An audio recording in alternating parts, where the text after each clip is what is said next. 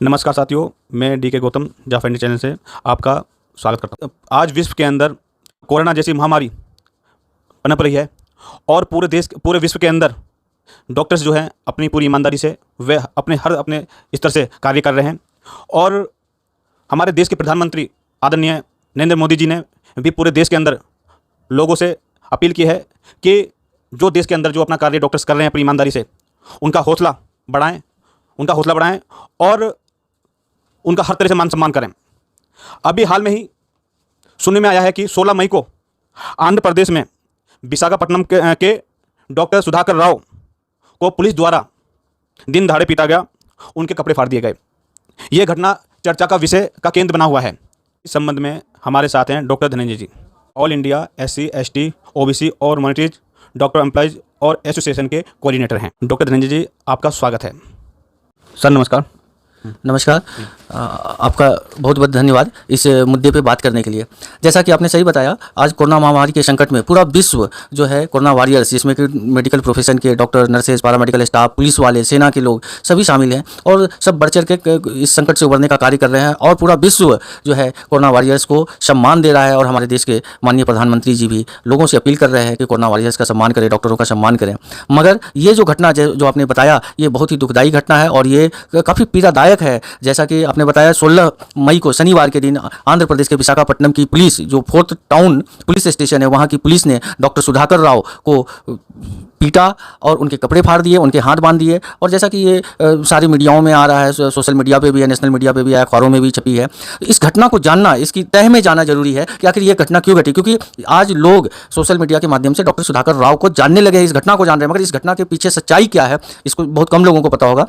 मैं आपको बताऊं, पूरी घटना संक्षिप्त में बताऊं कि डॉक्टर सुधाकर राव, जो कि एक प्रतिष्ठित एक सीनियर एनेस्थेटिस्ट हैं और काफ़ी वर्षों से विशाखापट्टनम के नरसिंहपट्टनम में के गवर्नमेंट हॉस्पिटल, बीच रोड हॉस्पिटल में कार्य कर रहे हैं। तो उन्होंने जब ये कोरोना महासंकट शुरू हुआ और PPE किट और मास्क वगैरह की जो बातें उठने लगी, क्योंकि आप जैसा हम सभी जानते हैं कि डॉक्टर इलाज कर रहे हैं, मरीजों को देखना होता है और संक्रमण का खतरा बना रहता है। इससे निपटने के लिए पूरे विश्व में PPE किट, मास्क वगैरह जो सुरक्षा कवच है यूज किए जा रहे हैं। और डॉक्टर उस अस्पताल में, जो कि करीबन 150 बेड का सरकारी अस्पताल है आंध्र प्रदेश सरकार का, वहाँ पे ये सुविधाएं उपलब्ध नहीं थी। और डॉक्टर सुधाकर राव पहले डॉक्टर थे जिन्होंने आवाज़ उठाई थी, सरकार से मांग की थी कि जो सुरक्षा कवच, PPE किट वगैरह, मास्क वगैरह दी जाए। उसके बावजूद नहीं दी जा रही थी। और ये घटना, क्योंकि लोगों को नहीं पता होगा, ये नेशनल न्यूज़ में आई थी, NDTV वगैरह पे ये न्यूज़ चला था उस समय। अप्रैल का फर्स्ट वीक होगा, अप्रैल के फर्स्ट वीक में ये न्यूज़ चली थी डॉक्टर सुधाकर राव के उसको। मगर क्या है कि इस तरह की उस समय चल रही थी अलग अलग डॉक्टर, नर्सिंग, पैरामेडिकल स्टाफ के द्वारा, तो लोग, हमारे देश के लोग जल्दी घटनाओं को भूल जाते हैं, तो लोग भूल गए और पुनः डॉक्टर सुधाकर राव अब फिर चर्चा में आ गए। तो डॉक्टर सुधाकर राव ने जब ये डिमांड किया था और तो उसके बाद आंध्र प्रदेश सरकार ने उनको सस्पेंड कर दिया था। शायद 9 अप्रैल को या 10 अप्रैल को वो सस्पेंड हो गए थे। और ये सिर्फ जेन्यून जो मांग थी उनकी, उस मांग को के लिए, जो उस आवाज़ को उठाने के लिए, बात को रखने के लिए, अपनी सुरक्षा और लोगों की, क्योंकि अगर डॉक्टर अपने संक्रमण से नहीं बचेगा तो फिर बहुत बड़ी मुश्किल हो जाएगी। तो डॉक्टर सुधाकर राव को सस्पेंड कर दिया गया था। और इस घटना के पीछे बहुत बड़ी नेक्सस है, भ्रष्टाचारियों का नेक्सस है। डॉक्टर सुधाकर राव ने उस समय भी आरोप लगाया था कि वहाँ के लोकल, विशाखापट्टनम के लोकल MLA जो हैं, वहाँ पे उस अस्पताल में आकर जूनियर डॉक्टरों को डिक्टेट करते थे कि कैसे मरीज देखना है, कैसे इलाज करना है। तो जो कि तो इसका उन्होंने आरोप लगाया था और मांग की थी उन्होंने PPE किट वगैरह की, जिसके आरोप में उन्हें सस्पेंड कर दिया गया था। और ये सस्पेंड चल रहे थे। और जो 16 मई शनिवार के दिन करीबन 4 बजे के आसपास की शायद घटना रही होगी कि उनको साजिश के तहत, जो हम लोगों को पता चल रहा है कि उनको साजिश के तहत वहाँ पर बुलाया गया था। और उसके बाद किसी ने फ़ोन करके, पुलिस को फ़ोन करके बुलाया, 100 नंबर पर फ़ोन करके, कि जो डॉक्टर सुधाकर राव वहाँ पर हंगामा कर रहे हैं। और पुलिस, जो कि वहाँ की विशाखापट्टनम की जो 4th टाउन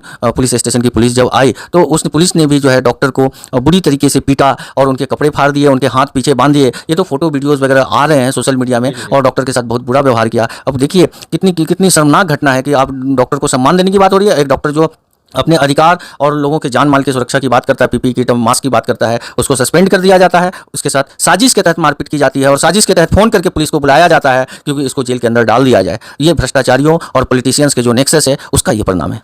विशाखापट्टनम में जो है पुलिस कमिश्नर जो हैं, उन्होंने एक आरोप लगाया है, जो सुधाकर राव जो है, डॉक्टर जो हैं, कि दारू पिए थे वो। क्या ये बात हकीकत है क्या? देखिए जो विशाखापट्टनम के पुलिस कमिश्नर श्री आर के मीना जी हैं, उनकी तरफ से ये आया है कि डॉक्टर सुधाकर राव शराब के नशे में वहाँ पे हंगामा कर रहे थे और लोगों के साथ गाली गलौज कर रहे थे।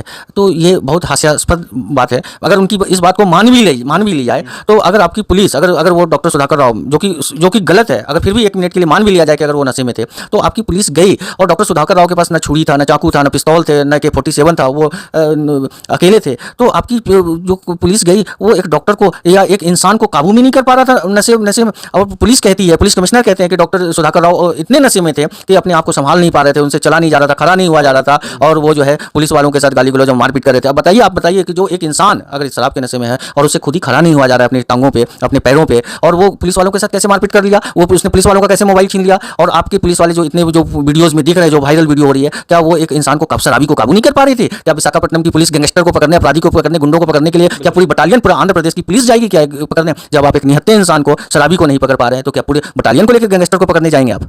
कहीं ना कहीं ये साजिश के तहत जो है उन पर अटैक किया गया है। और जो वहाँ के विशाखापट्टनम के कमिश्नर हैं, उनको एक तरह से मानसिकता बीमारी उनको जो है इन्होंने जो घोषित कर दिया गया है। और ऐसा सुना है कि जरा कि विशाखापट्टनम में पुलिस कमिश्नर जो हैं वो ST कम्युनिटी से हैं, और जो सुधाकर राव डॉक्टर साहब जो हैं वो भी SC कम्युनिटी से हैं। तो इस बारे में आप क्या कहना चाहोगे? देखिए, आपका पहला सवाल कि जो वहाँ के पुलिस कमिश्नर ने जो ये कहा कि वो मानसिक रूप से बीमार थे, भाई मैं ये पूछ रहा हूँ कि N95 मास्क और PPE किट मांगने के पहले क्या डॉक्टर सुधाकर राव की मानसिक स्थिति ठीक थी क्या? अप्रैल में वो ठीक थे क्या? हाँ, जब ड्यूटी कर रहे थे बिना मास्क या PPE किट की ड्यूटी करते तो दिमागी हालत उनकी ठीक होती। और जब वो मांग रहे हैं N95 मास्क और PPE किट मांग रहे हैं और दूसरे लोगों की सुरक्षा की बात कर रहे हैं, तो वो पागल घोषित किए करार कर दिए जा रहे हैं, उनको पागल कहा जा रहा है। और ये पुलिस कमिश्नर जिनको कि AB मेडिकल साइंस का ABCD नहीं पता है, तो उनके द्वारा ये बयान बहुत ही निंदनीय है, बहुत ही शर्मनाक बयान है कि उन्होंने तो यहाँ तक कहा कि भाई उनको सस्पेंड कर दिया गया था उसकी वजह से वो एंजाइटी में थे, और जो है कि एंजाइटी जो है मानसिक बीमारी के लक्षण है। मैं पुलिस कमिश्नर साहब को ये बताना चाहता हूँ और पूरे विश्व की जनता को बताना चाहता हूँ कि कोरोना की वजह से आज पूरा विश्व एंजाइटी में है, तनाव में है। हमारे प्रधानमंत्री, अमेरिका के राष्ट्रपति, चाइना, सब लोग तनाव में हैं, सब लोग परेशान चल रहे हैं कि कैसे ये महामारी जल्दी से दूर हो। तो क्या हमारे जो इतने लोग जो पुलिस तंत्र और दूसरे डॉक्टर भी लगे हैं, प्रशासन के लोग लगे हैं, क्या वो एंजाइटी में है? तो क्या सब पागल हैं? दूसरा सवाल जो आपने पूछा कि जो वहाँ के police commissioner schedule tribe community के हैं और डॉक्टर जो है वो दलित कम्युनिटी के हैं, बिल्कुल आपने सही कहा। जो डॉक्टर सुधाकर राव हैं आंध्र प्रदेश में, जिनको साउथ की जानकारी हो, माला कम्युनिटी के हैं, और वो माला कम्युनिटी जो है वहाँ पे शेड्यूल कास्ट कम्युनिटी में आती है। और हमारे पुलिस कमिश्नर साहब RK मीना जी राजस्थान के मीना हैं। और मैं बताऊँ, बहुत हमें दुख होता है क्योंकि हम लोग SC ST OBC and minorities की बात करते हैं, और पूरे देश में मूल निवासियों का, बहुजनों का ये मूवमेंट चल रहा है। कम से कम एकता की बात चल रही है, और बहुत सारे संगठन मिल के काम कर रहे हैं, हम लोग सब मिल के काम कर रहे हैं और एकता की बात करते हैं। और जहाँ आरक्षण की बात होती है, तो मैं बताऊँ कि अगर शेड्यूल कास्ट कम्युनिटी का अगर सर्टिफिकेट यूज नहीं होता तो वो डॉक्टर सुधाकर राव भी डॉक्टर नहीं बन पाते, और अगर ST शेड्यूल ट्राइब कम्युनिटी का अगर सर्टिफिकेट यूज नहीं होता तो RK मीना जी भी IPS नहीं बन पाते। तो बहुत अफसोस होता है कि कुछ लोग जो है सिर्फ आरक्षण के लिए सर्टिफिकेट यूज करते हैं, मगर वो डॉक्टर BR अम्बेडकर बाबा साहब को नहीं मानते। वो जब उन्हें सिर्फ स्कूल, कॉलेज और नौकरियों में आरक्षण की आवश्यकता होती है तो वो सर्टिफिकेट लेते हैं, मगर उनको ये भी नहीं पता होता, ज़्यादातर लोगों को, वैसे लोगों को, कि ये आरक्षण की व्यवस्था संविधान में किसने कराई, उनके लिए किसने अपनी जान गंवाई, किसने लड़ा दिन रात एक करके। मगर बहुत ही अफसोस की बात है कि लोग आरक्षण लेने के बाद डॉक्टर बन जाते हैं, इंजीनियर बन जाते हैं, IAS IPS IRS बन जाते हैं, लेक्चरर प्रोफेसर बन जाते हैं, और उसके बाद बाबा साहब अम्बेडकर को, तथागत बुद्ध को, मूल निवासियों को, बहुजनों को भूल जाते हैं और अपने ऐश मौज में आ जाते हैं। अफसोस होता है कि लोग जो है डॉक्टर BR अम्बेडकर, उनकी फिलॉसफी को समझ ही नहीं पा रहे, उनकी सिद्धांतों को उनको आत्मसात नहीं कर पा रहे हैं। और ये लोग मतलबी लोग, मौका परस्त लोग हैं कि बस सर्टिफिकेट लिया और आरक्षण का फायदा लिया और नौकरी लिया, और उसके बाद अपने घर परिवार, धन दौलत इकट्ठे करने में लग जाते हैं। आपका जो संगठन है इस संबंध में क्या कार्रवाई कर रहा है, और पूरे विश्व में, पूरे देश के अंदर आप किस स्तर पे जो है, जो डॉक्टर जो है, क्या कहते हैं, जो है डॉक्टर जो है जिनके साथ उत्पीड़न किया गया है, उनके साथ जो है इतना जो है अत्याचार किया है, तो उस बारे में आपका संगठन और आपकी टीम क्या कार्रवाई कर रही है? देखिए, जब ये घटना हम लोगों के संज्ञान में आया, 16 मई की घटना जब हमारे संज्ञान में आया, तो पहले हमारे मित्र हैं, दिल्ली विश्वविद्यालय में प्रोफेसर हैं, और रात को 1 बजे रात को हम लोगों ने बात की, उन्होंने मुझे मैसेज किया। 1 बजे रात को हमने आधे घंटे इस पर चर्चा की। पहले मुझे काफ़ी गुस्सा आया, फिर मुझे लगा कि भाई आंध्र प्रदेश के विशाखापट्टनम में क्या हमारी डॉक्टरों की, SC ST डॉक्टरों की एसोसिएशन या ऑफिसर्स की या कर्मचारियों का संगठन कहाँ चला गया? जब हम SC ST और OBC माइनॉरिटी की बात करते हैं, तो जब हमारे एक दलित डॉक्टर पर हमला होता है, उसको मारा जाता है, तो बाकी हमारे संगठन के लोग चुप क्यों बैठे हैं? वहाँ के MLA MP चुप क्यों बैठे हैं? पूरे देश के MLA MP पॉलिटिशियंस जो दलितों की राजनीति करते हैं, पिछड़ों की, आदिवासियों के, अल्पसंख्यकों की राजनीति करते हैं, उन्होंने अपने मुंह पे ताला क्यों जड़ रखा है। खैर ये तो उनकी आदत ही है, क्योंकि हमने बताया कि तलवे चाटने वाले लोगों की जमात बढ़ गई है, बहुत बड़ा हो गया है। हमने जैसे भी ये संज्ञान में आया, हमने माननीय प्रधानमंत्री जी को, भारत सरकार से आग्रह किया है कि इस घटना की इंडिपेंडेंट जांच कराई जाए और इस दोषियों पे कार्रवाई की जाए। और अगर दोषियों पे कार्रवाई नहीं की जाएगी तो ये बहुत ही गलत मैसेज जाएगा कि दलितों पे अत्याचार हो रहा है। डॉक्टरों के अन्य संगठन IMA क्या कर रही है? देखिए, जो पूरे भारत में डॉक्टरों का जो संगठन है, इंडियन मेडिकल एसोसिएशन, और इंडियन मेडिकल एसोसिएशन जो है ब्राह्मणवाद और मनुवाद का शिकार होकर रह गया है। ये सिर्फ अगर एक डॉक्टर सुधाकर राव की जगह अगर किसी ब्राह्मण को अगर वहाँ की विशाखापट्टनम की पुलिस ने मारा होता, ये चिक चिक के माननीय प्रधानमंत्री जी और सरकार के कान के पर्दे फाड़ दिए होते, मगर एक दलित डॉक्टर पीटा गया है तो इनकी आवाज़ नहीं निकल रही है, विरोध नहीं कर रहे हैं, बल्कि ये पूरी जो है दलाली में ये है। और वहाँ का जो इंडियन मेडिकल एसोसिएशन का जो ब्रांच है और भी जो डॉक्टर्स हैं उसके, उनका हमने बयान पढ़ा। उन्होंने ये सरकार की तरफ से दलाली शुरू कर दी है कि हम डॉक्टर सुधाकर राव, जिनकी मानसिक स्थिति ठीक नहीं है और शराब के नशे में थे, हम उनसे जो है माफ़ी बोलेंगे सरकार को लिख के देने, और हम सरकार को कहेंगे कि सरकार उनकी सस्पेंशन वापस करे। अरे भाई, जब डॉक्टर सुधाकर राव पागल ही नहीं है तो किस लिए माफ़ी मांगे? डॉक्टर सुधाकर राव ने शराब नहीं पिया, पागल नहीं थे। तो अगर उन्होंने हक की बात की, N95 मास्क की बात की, PP किट की बात की, तो आखिर वो किस चीज़ की माफ़ी मांगे? तो देखिए, इंडियन मेडिकल एसोसिएशन दलाली करता है। और जब ब्राह्मणों पर जुल्म होता है, जुल्म नहीं कहते, अगर ब्राह्मणों को किसी ने अगर एक थप्पड़ मार दिया तो ये चिक चिक के सरकार माननीय प्रधानमंत्री जी का कान के पर्दे फाड़ देते हैं ये। मगर देखिए, ये चुप बैठे होते हैं। बहुत सारी घटनाएं ऐसी घटी है उत्तर प्रदेश में। देखिए, डॉक्टर कफील खान अल्पसंख्यक समाज के गोरखपुर के थे, जो जिनको पूरा विश्व जानता है कि मानवता की सेवा के लिए वो अपने पैसे लगा के ये करते थे, तब ये लोग चुप बैठे थे। डॉक्टर कफील खान के इसके लिए कभी भी IMA आगे नहीं आया। अभी देखिए, महाराष्ट्र में, मुंबई में आपने हाल में देखा होगा, पायल तड़वी कांड हुआ था, जो कि एक लड़की वहाँ MD कर रही थी और जो मुस्लिम आदिवासी थी, देखिए मुस्लिम आदिवासी थी, उसके साथ जो भेदभाव की घटना हो रही थी, उसको अत्याचार किया जाता महाराष्ट्र मुंबई में, और उस लड़की ने तंग आके आत्महत्या कर ली। तो उस समय लोगों को लगा कि ये जांच हो रही है, ये हो रहा है और इसमें न्याय मिलेगा। मगर आज देखिए, वो सारे केस बंद हो गए, खत्म हो गए। जो आरोपी थे सबको बेल मिल गया, सब फिर वापस आ गए और अब जो है वो सब निपट गया। तो इंडियन मेडिकल एसोसिएशन या और भी जो है संगठन, वो सब दलाली करते हैं। सर, सुनने में आया है कि जो आंध्र प्रदेश का जो हाई कोर्ट है, जो कोर्ट है, और इस संबंध में वो क्या कार्रवाई कर रहा है, इसके बारे में आप जानकारी दें।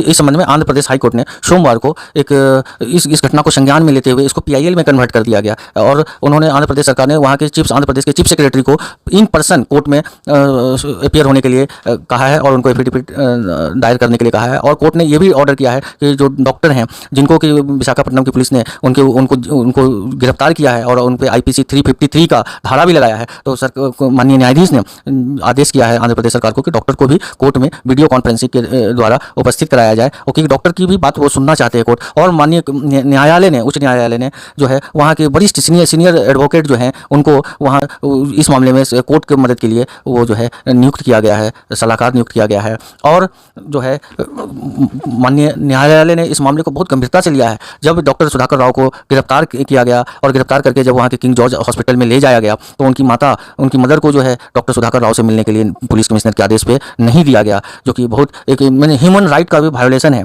भाई, उनकी माता जी गई तो उनको मिलने नहीं दिया गया। तो न्यायालय ने इस बात को भी संज्ञान लिया है।